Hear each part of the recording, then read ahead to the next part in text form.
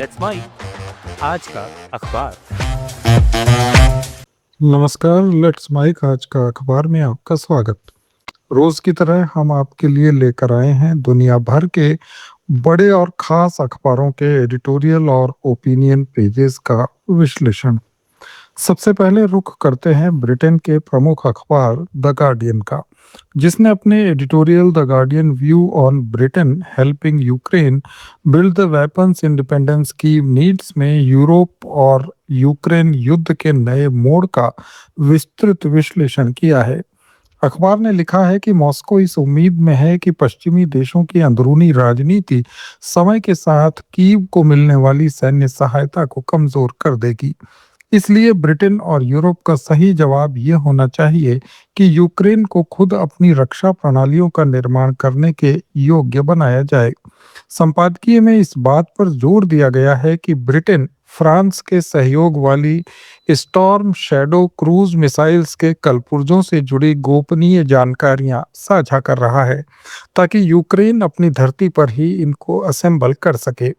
अखबार का मानना है कि केवल पश्चिमी हथियारों के इंतजार में रहने के बजाय यूक्रेन को अपनी खुद की मिसाइल क्षमता विकसित करनी होगी, जिससे वो वाशिंगटन की राजनीति पर निर्भर रहे बिना अपनी रक्षा खुद कर सके।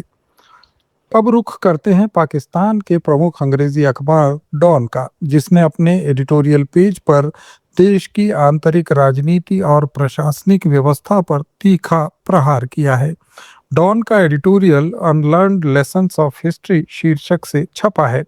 इसमें अखबार ने पाकिस्तान की हाइब्रिड सरकार की ओर से प्रशासनिक इकाइयों को बांटकर नए राज्य बनाने की सुगबुगाहट की कड़ी आलोचना की है।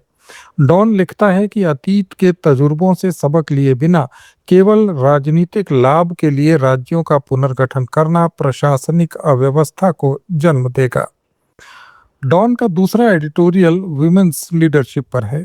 इसमें देश की महिलाओं की लीडरशिप की क्षमता, डिजिटल खाई और राजनीतिक गतिविधियों में महिलाओं की भागीदारी का समर्थन करते हुए डॉन ने कहा है कि पाकिस्तान को अपनी आधी आबादी को शासन और नीति निर्माण में बराबरी का अवसर देना ही होगा।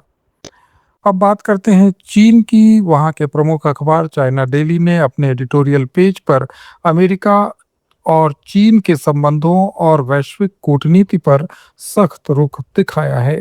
अखबार ने अमेरिकी विदेश नीति की कड़ी आलोचना करते हुए लिखा है कि अमेरिकी राजनेताओं का चीन के प्रति आक्रामक रवैया दरअसल खुद उनकी घरेलू विफलताओं और आर्थिक असफलताओं को छिपाने की एक सुविचारित कोशिश है। इसके साथ ही चाइना डेली ने जॉर्डन के शाह अब्दुल्ला सेकंड के आधिकारिक दौरे और बीजिंग की मिडिल ईस्ट को लेकर कूटनीति पर आधारित लेखों को स्थान दिया है। इसमें विकासशील देशों के लिए एक नए मल्टीपोलर ग्लोबल फोरम के निर्माण पर जोर दिया गया है। बांग्लादेश के अंग्रेजी अखबार द डेली स्टार ने अपने एडिटोरियल पेज पर दो काफी गंभीर मानवीय मुद्दों को पूरी प्रमुखता से उठाया है। अखबार का पहला editorial support families of missing fisherman शीर्षक से प्रकाशित हुआ है।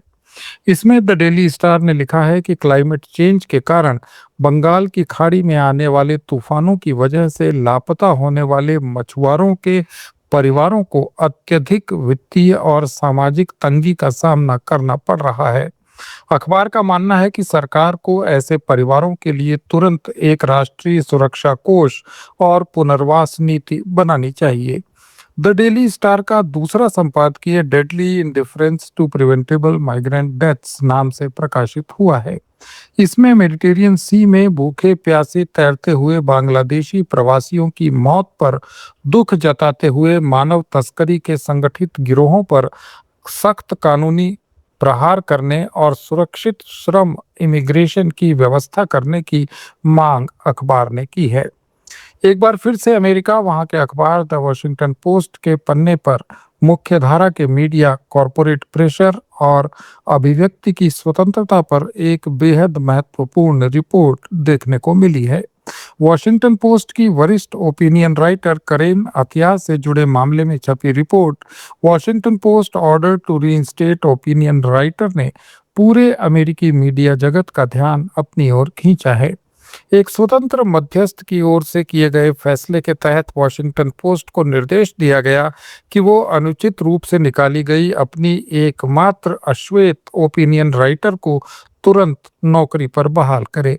इस घटनाक्रम ने अमेरिकी मीडिया में एडिटोरियल फ्रीडम और कॉरपोरेट प्रेशर के तहत निष्पक्ष आवाजों को चुप कराने के प्रयासों पर कई बड़े सवाल खड़े किए हैं।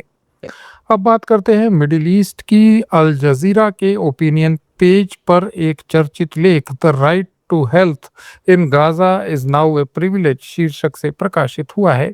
इसकी लेखिका ने गाजा स्ट्रिप के पूरी तरह ध्वस्त हो चुके हेल्थ स्ट्रक्चर पर गहरा दुख व्यक्त करते हुए लिखा है कि विस्थापन शिविरों में रह रहे असाध्य रोगियों तक जरूरी दवाएं भी नहीं पहुंच पा रही हैं।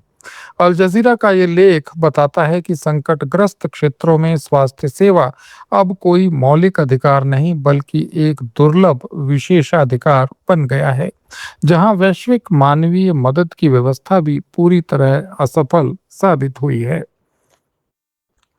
यूरोप का रुख करते हैं। फ्रांस के बड़े अखबार ला मोंडे ने अपने ओपिनियन पेज पर यूरोप की आर्थिक संप्रभुता और तकनीकी होड़ का जायजा लिया है। अखबार का एडिटोरियल यूरोपियन इकोनॉमिक सॉवरेनिटी इन अ पोलराइज्ड वर्ल्ड शीर्षक से प्रकाशित हुआ है। अखबार का कहना है कि अमेरिका और चीन के बीच जारी बिजनेस वॉर में यूरोप को अपनी अलग और आत्मनिर्भर आर्थिक राह चुननी होगी। अखबार चेतावनी देता है कि अगर यूरोपियन यूनियन ने सेमीकंडक्टर निर्माण, आर्टिफिशियल इंटेलिजेंस और रिन्यूएबल एनर्जी के क्षेत्र में बड़े पैमाने पर इन्वेस्टमेंट नहीं किया तो वो ग्लोबल होड़ में पिछड़ जाएगा। जर्मनी के अखबार सुडोइचे चीटुंग ने अपने एडिटोरियल में यूरोप के एनर्जी ट्रांजिशन और औद्योगिक भविष्य की चुनौतियों का जिक्र किया है। Editorial the German energy transition balancing castes and climate नाम से छपा है। इसमें अखबार लिखता है कि पारंपरिक फ्यूल को छोड़कर ग्रीन एनर्जी को अपनाने की प्रक्रिया जर्मनी के भारी उद्योग के लिए गंभीर चुनौती पैदा कर सकती है। अखबार का तर्क है कि सरकार को रिन्यूएबल एनर्जी प्रोजेक्ट्स में तेजी लाने के साथ ही छोटे और मंझोले उद्योगों को सब्सिडी देनी होगी ताकि जर्मन एक्सपोर्ट दुनिया में कॉम्पिटिटिव बना रहे। और अब बात इटली की, जहां के अखबार कोरियरे डेला सेरा ने मेडिटेरियन सी में जारी प्रवासन संकट पर यूरोपियन यूनियन की चुप्पी पर सवाल खड़े किए हैं। अखबार का editorial the Mediterranean migration crisis and the burden on Italy शीर्षक से अखबार ने लिखा है कि दक्षिण यूरोपीय देश प्रवासियों के आगमन का पूरा दबाव अकेले नहीं झेल सकते। अखबार ने यूरोपियन कमीशन से मांग की है कि वो अपने सभी सदस्य देशों के लिए प्रवासियों के न्यायसंगत पुनर्वास की एक संधि लागू करे।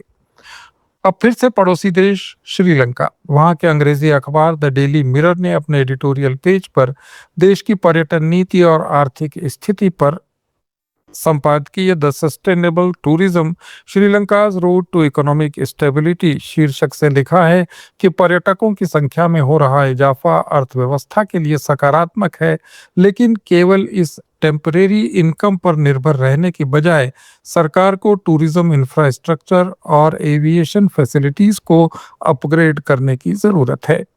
नेपाल के अखबार द काठमांडू पोस्ट ने अपने संपादकीय political uncertainty at the slow down of infrastructure में देश में ढांचागत परियोजनाओं में हो रही देरी पर चिंता जताई है। अखबार लिखता है कि नेपाल में लगातार बदलती राजनीतिक प्राथमिकताओं की वजह से बड़ी हाइड्रो पावर और सड़क निर्माण परियोजनाएं सालों पीछे चल रही हैं। और अब बात ऑस्ट्रेलिया की, जहां के प्रमुख अखबार द सिडनी मॉर्निंग हेराल्ड ने अपने एडिटोरियल इंडो पैसिफिक क्षेत्र की सुरक्षा और जलवायु परिवर्तन के खतरों पर लिखा है। अखबार का इस संपादकीय में कहा गया है कि प्रशांत महाद्वीप के आइलैंड्स के सामने अस्तित्व का संकट खड़ा है, जिसे केवल रक्षा समझौतों से हल नहीं किया जा सकता। ऑस्ट्रेलिया को अपने पड़ोसियों की सुरक्षा के साथ जलवायु अनुकूलन के लिए ठोस वित्तीय पैकेज देना होगा। और अंत में अमेरिका के बड़े अखबार द वॉल स्ट्रीट जर्नल की बात, जिसने अपने editorial the global trade protectionism and its realms में अंतर्राष्ट्रीय प्रतिबंधों पर विचार किया है। अखबार का मानना है कि विभिन्न सरकारों की ओर से लगाए जा रहे नए टैरिफ और रुकावटें वैश्विक मुद्रास्फीति को नियंत्रित करने के उपायों को झटका दे रही हैं। आज का अखबार में आज इतना ही। इसे आप लेट्स माइक ऐप डाउनलोड कर रेडियो पर भी सुन सकते हैं। कल फिर मिलेंगे, जुड़े रहिए लेट्स माइक के साथ।